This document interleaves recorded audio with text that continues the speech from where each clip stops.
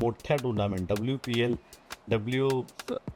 Women's premier league जी जगामध्ये खरंच आता तिचं नंबर 2 मध्ये स्थान आलं बरं का. त्यामध्ये तू एवढ्या मोठ्या टीम बरोबर आज एक कोच म्हणून आहेस, तर तो थोडा एक्सपिरियन्स आमच्याबरोबर शेअर कर. बघा बोलतात ना, मी क्रिकेट खेळायला पण माझं प्रोसेस चांगलं होतं, प्लस क्रिकेट खेळणं बंद केल्यानंतर पण माझं प्रोसेस चांगलं होतं. कारण की माझा एक मोठी होतं की कोचिंगच्या भूमिकेत मला यायचं होतं. बरोबर.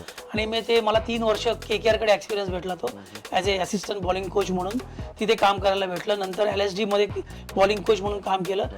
तर हे करताना सुद्धा माझी स्वतःची अकॅडमी होती आणि तिथे माझ्याकडे पण बॉलिंगची टीम आहे जी मी त्यांना फ्री ऑफ कॉस्ट कोचिंग करतो. स्पाईनची सर्जरी होऊन तू पुढे जाऊन लिजन्स लीग सारखी मोठी म्हणजे लिजंड्स होतेच तिथे, सगळेच तुम्ही लोक लिजंड होता, त्याबद्दल वादच नाही.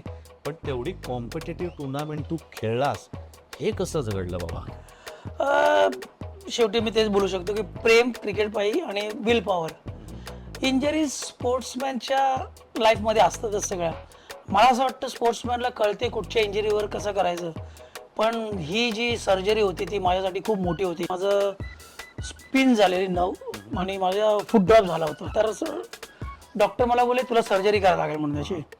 तर मी बोललो ओके म्हणून, पण मला त्याच्या नंतरचे कॉन्सिक्वेन्स विचारले नव्हते मी. तर सर्जरी झाली माझी आणि सर्जरी झाली आणि सकाळी उठलो मी जेव्हा सर्जरी झाल्यानंतर आणि मग केलं तर मला पेन होता भरपूर. तर डॉक्टर बोलले ते हळूहळू पेन जाईल म्हणून.